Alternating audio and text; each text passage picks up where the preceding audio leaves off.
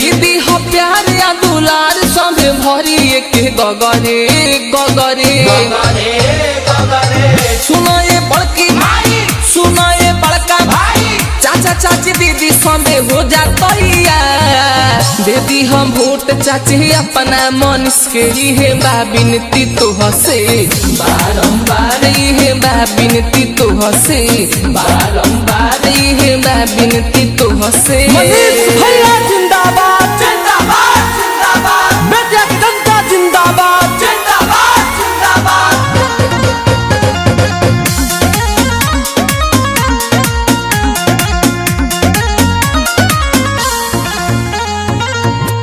तोहर मनीषवा तोहार पैया पड़ता क्षेत्र के विकास ला चुनाव लड़ता बुथावा पजई हम भोरे भोरे करिले निहोरा हाथ जोड़े जोड़े।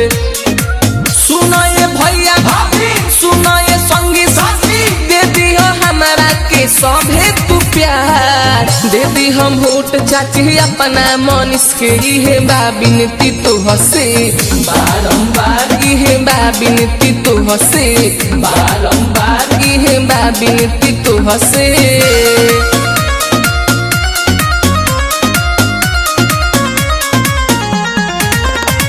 मनीष भैया जिंदाबाद जिंदाबाद जिंदाबाद, बेटिया की जनता जिंदाबाद जिंदाबाद जिंदाबाद। करता निवादा बही विकास के धारा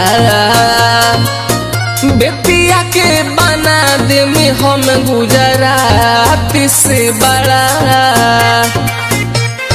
बने लागी करे कारखाना बंद हो जाई है बाहर आना जाना तुरम ना कौनो जानम जन्मों से मनी द्विवेदी चिंटू करे प्रचार दे दी हम वोट चाची अपना मनीष के लिए बिनती तो हसे बारंबार ये बिनती तो हसे बारंबार ये बिनती तो हसे।